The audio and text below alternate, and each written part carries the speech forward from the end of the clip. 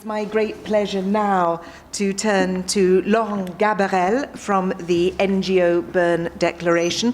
Laurent is the Programme Coordinator on Agricultural Biodiversity and Intellectual Property. Thank you very much, and good afternoon to everyone. Thank you for the treaty and UNFAO to invite me, and I've been asked to talk about the link between farmers' rights and biodiversity, so I must first say that I'm not a farmer and I'm not a lawyer, but my organization is deeply involved in those discussions in the treaty, and we're campaigning in supporting farmers' rights. So first, what are farmers' rights? I think you heard it. There are four main components of farmers' rights. The first one is the right to save, use, exchange, and sell farm-safe seeds. The second one is the right to participate in decision-making. The third is the right to participate in sharing benefits from the use of genetic resource. And the fourth is the right to the protection of traditional knowledge. Those are the main components, and the treaty makes it clear that this is not an exhaustive list. Then the link between farmers' rights and biodiversity is, again, quite clear from the presentation and from the treaty itself. The basis for farmer rights, for the recognition of farmer rights, is the past and the present contribution to biodiversity of farmers.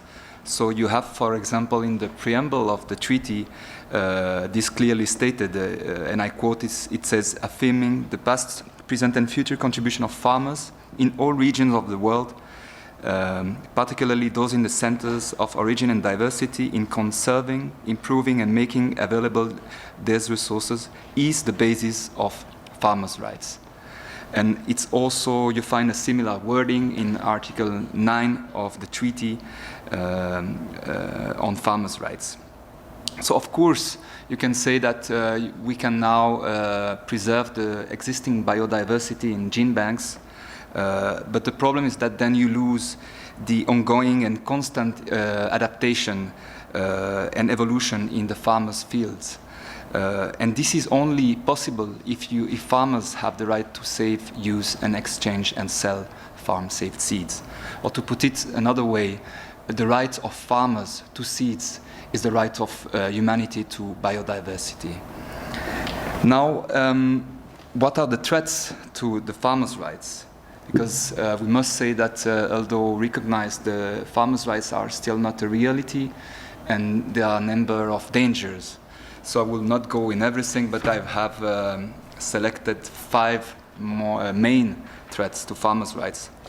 So as the previous speaker said, still when developing PVP laws or seed laws or patent laws, in most countries there is still an exclusive focus on the formal seed system.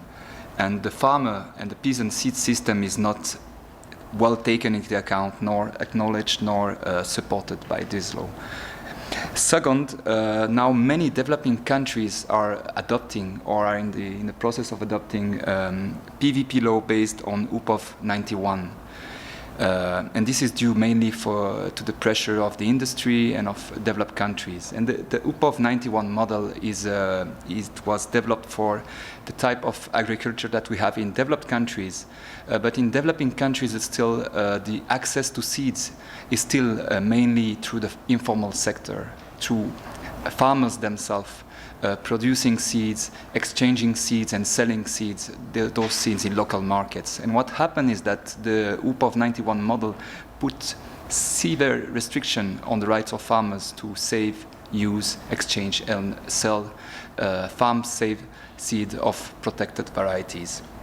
Third, the right to participation in decision-making is still not a reality. No? As we've seen recently with some case where new PVP law were adopted or seed laws were adopted, farmers were simply excluded from the process.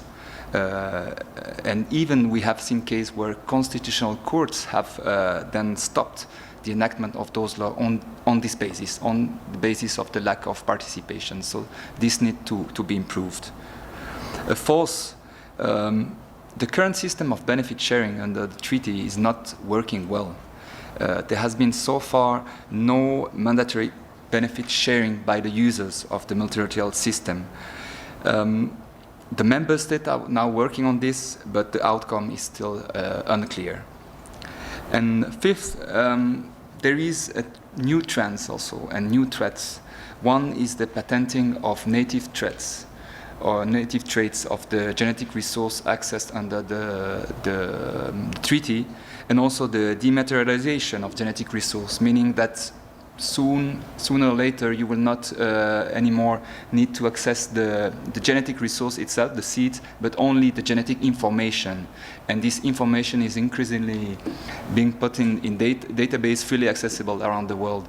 So that is also a concern that needs to be addressed. And in fact, in the last treaty body meeting, Via Campesina, which is the main peasant movement around the world, made it clear that unless those issues are addressed, they will no longer share seeds with the treaty. So that's a concern.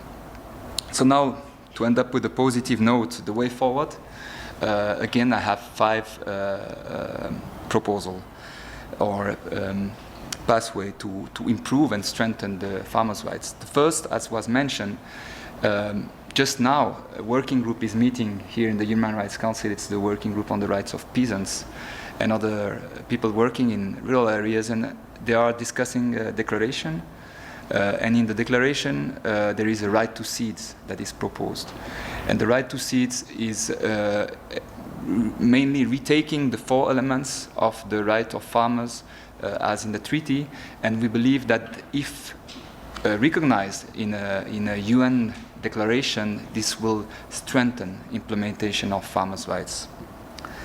2, we believe that now the treaty and its members have to take the lead for a better implementation of farmers' rights at the global level, and this could be done through a guidance document for the implementation of farmers' rights at the national or regional level. That would be a first step.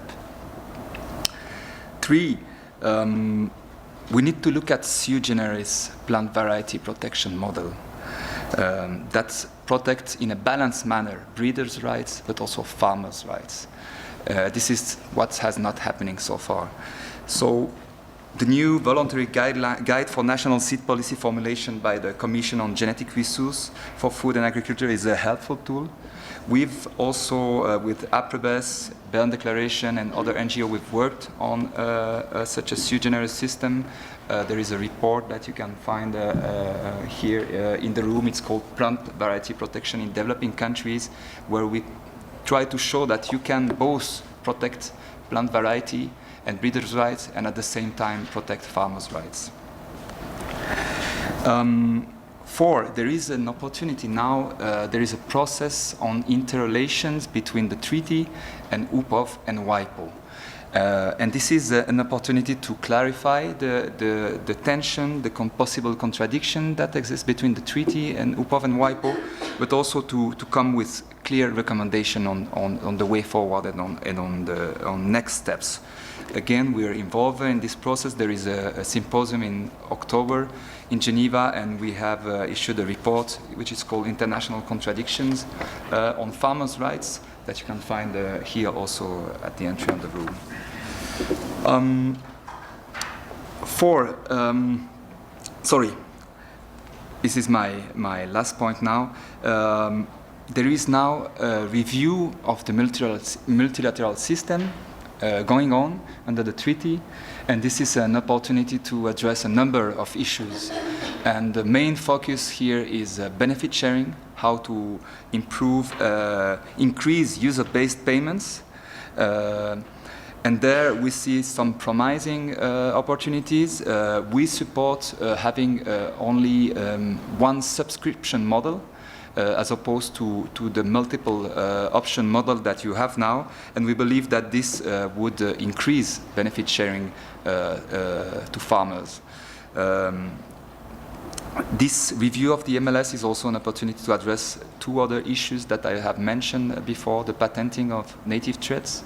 This can be clarified that when you access material from the treaty, you're not allowed to do that.